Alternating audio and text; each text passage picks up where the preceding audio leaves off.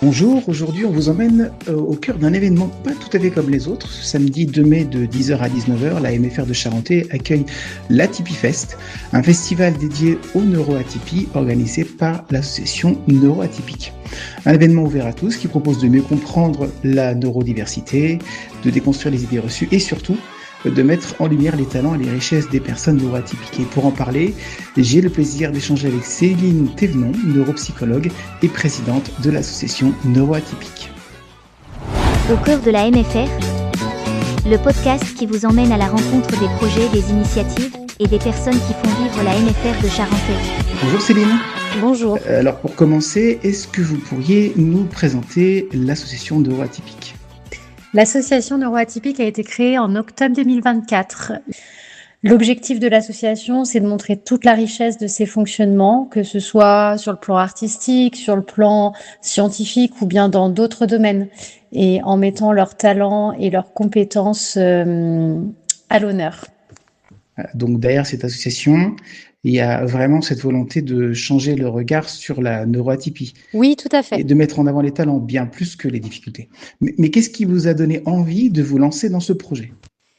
Qu'est-ce qui est à l'origine de tout ça ? Tout simplement, en fait, ça faisait plusieurs années que je rêvais de pouvoir créer un festival où toutes les personnes neuroatypiques pouvaient s'y retrouver dans un endroit bienveillant, inclusif, avec l'idée de vraiment mettre en avant toutes les potentialités de la neuroatypie.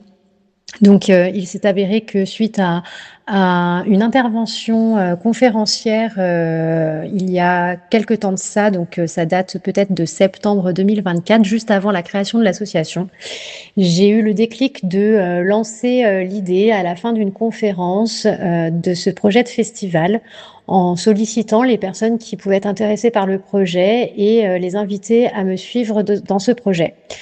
Il s'est avéré que beaucoup de personnes m'ont sollicité après cette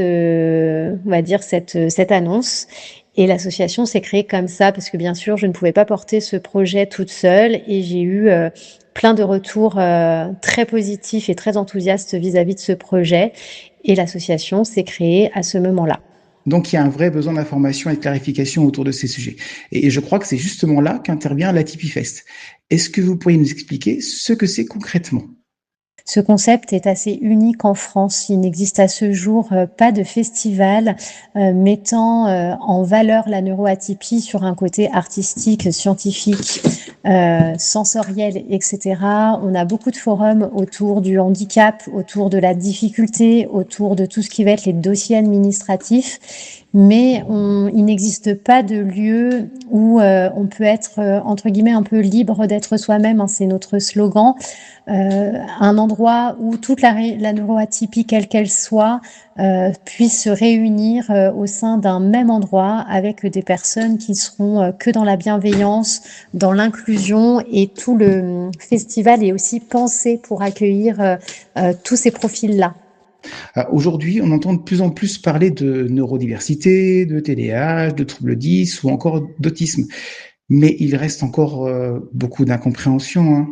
On entend beaucoup de choses autour de la neurodiversité, la neuroatypie, les troubles du neurodéveloppement, avec souvent des informations qui sont très réductrices, et souvent on a beaucoup de fausses informations qui tournent aussi bien sur les réseaux que même auprès de professionnels de santé. De nouveau, l'association neuroatypique, en fait, a la valeur de vouloir, au-delà de démystifier les troubles du neurodéveloppement, mais apporter de la vraie information avec des experts autour de la neuroatypie pour déconstruire les fausses idées qui circulent beaucoup, notamment sur la question de la mode des diagnostics et des fausses croyances sur des erreurs aussi de diagnostic et des confusions dans tous ces troubles du neurodéveloppement. D'accord. Donc on comprend que ce festival propose une approche assez différente, plus positive et plus inclusive. Mais pourquoi avoir choisi la MFR de Charentais pour accueillir cette première édition ? Le festival Atypie Fest a eu la chance effectivement de voir le jour pour sa première édition au sein de la MFR de Charentais, un établissement assez unique qui est très engagé en faveur de l'inclusion, notamment autour du handicap.